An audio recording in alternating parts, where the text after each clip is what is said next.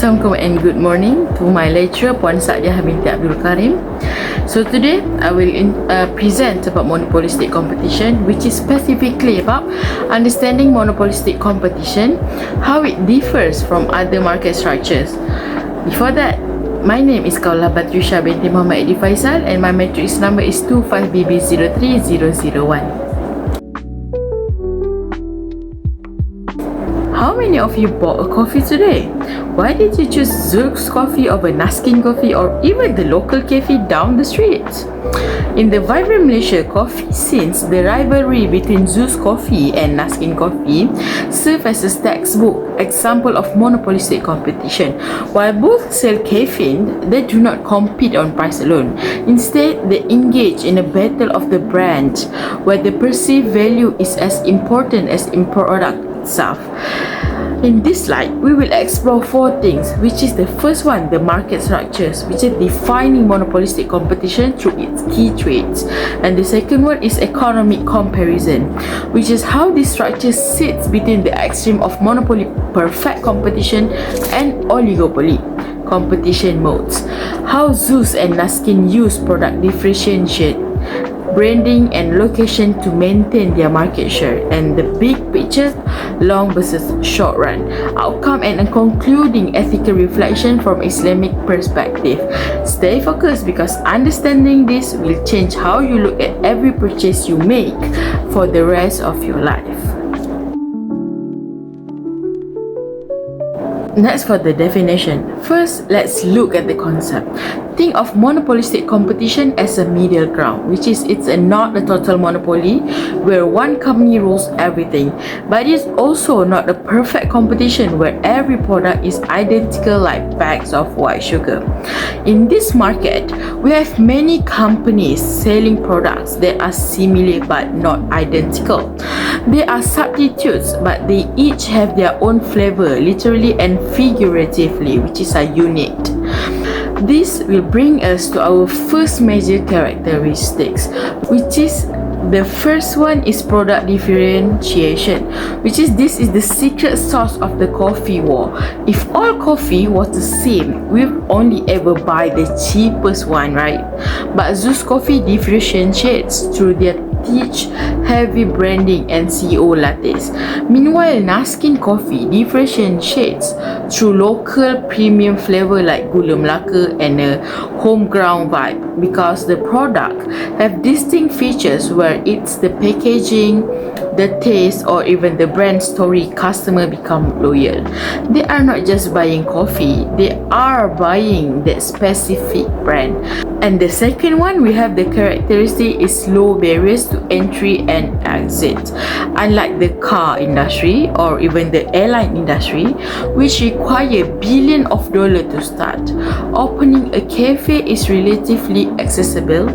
You don't even need a massive factory or fleet of planes. If you have a good recipe and a bit of capital, you can enter the battle. On the flip side, if a brand is not performing well, they can exit the market without sunk cost nightmare of heavy industry.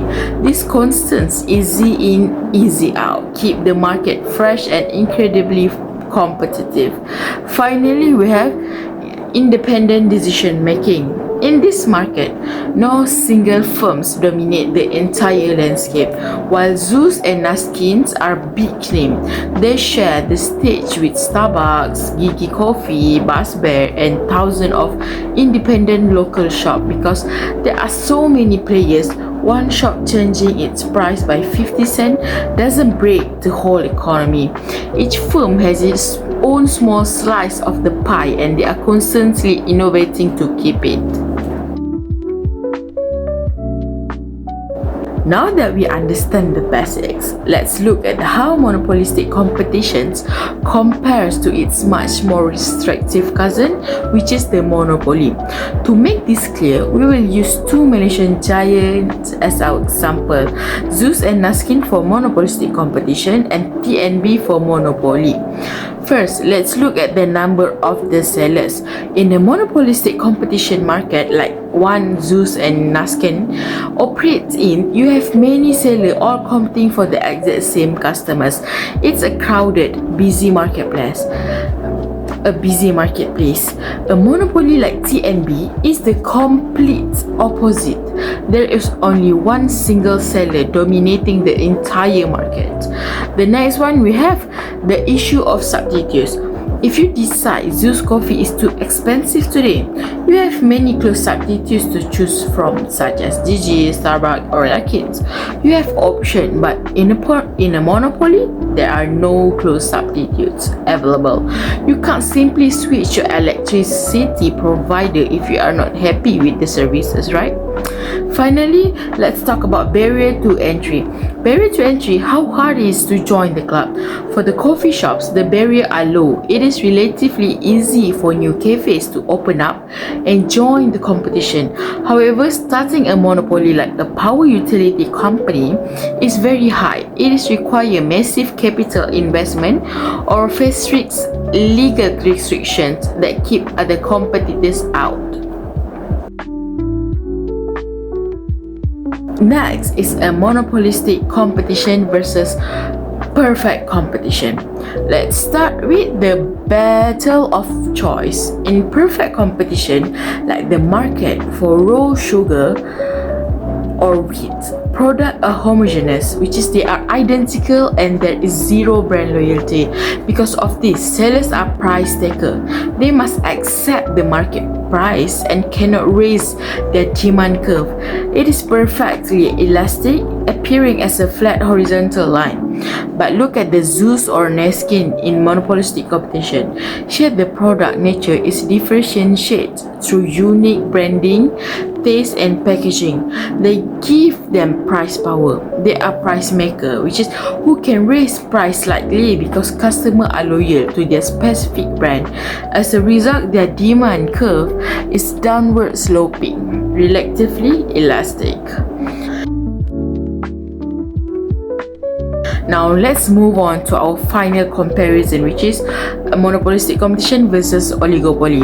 If monopolistic competition is crowded room of many voices, and oligopoly is a high stakes meeting with just a few powerful chairs, think of the difference between your local Zeus Coffee and your mobile services provider like Maxis or Celcom DG.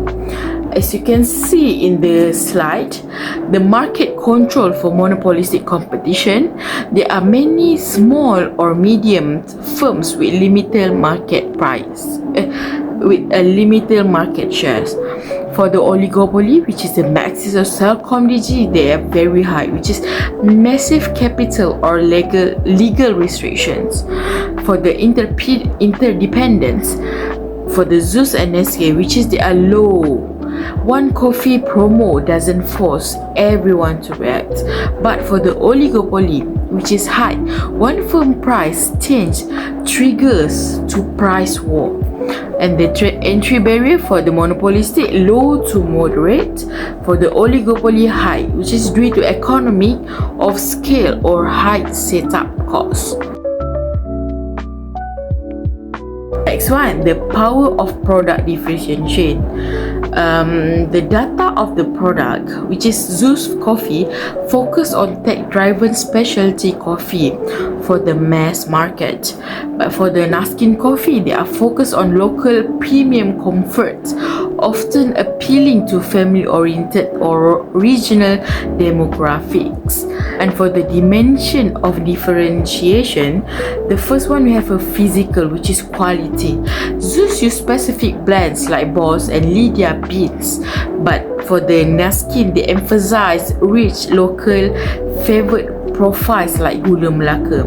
The location for Zeus is found in high traffic urban malls, but for the Naskin, it is thrive in suburban shop lots in East Coast neighborhoods. For their services, Zeus differentiates via its high-speed mobile app.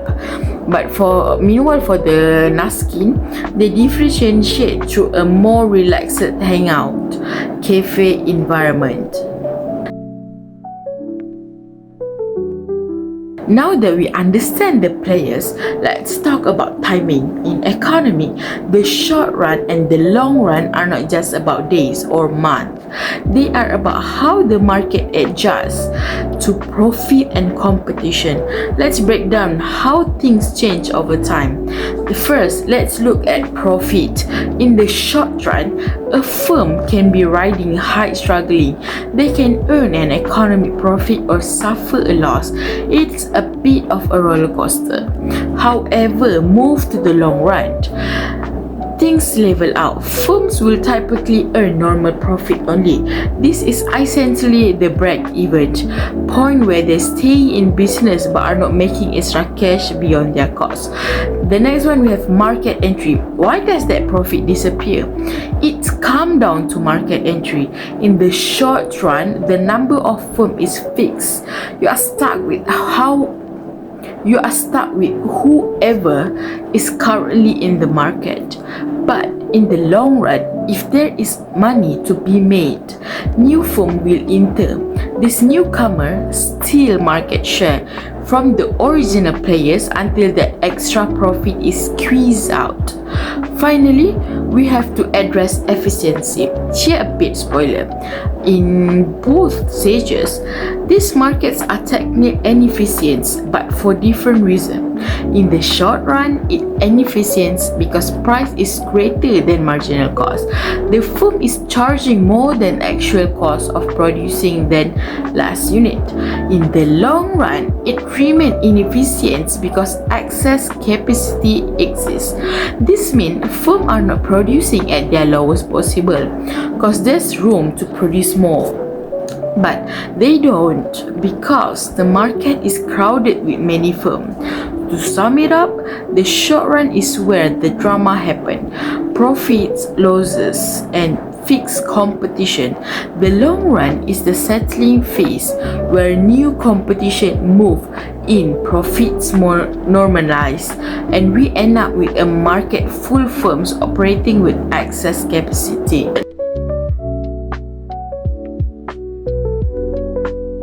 Next one, we have the strategic branding and advertising. The issue, which is we have coffee beans are basic commodity.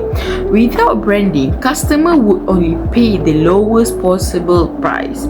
The approach, the Zeus Coffee use lifestyle branding, specialty coffee for everyone, to shift the consumer focus from price to Zeus experience. The data point, you can see the growth visualization as shown in the graph. Zeus Coffee branding and tech integration have led to exponential growth, reaching a milestone of over 39 million cups sold by 2025. This rapid scale is direct result of effective products, differentiation, and aggressive digital advertising. Next one is services and location strategies. The issue, intense competition in city like Kuala Lumpur make it difficult for new brands to survive, high rental and coffee fatigues.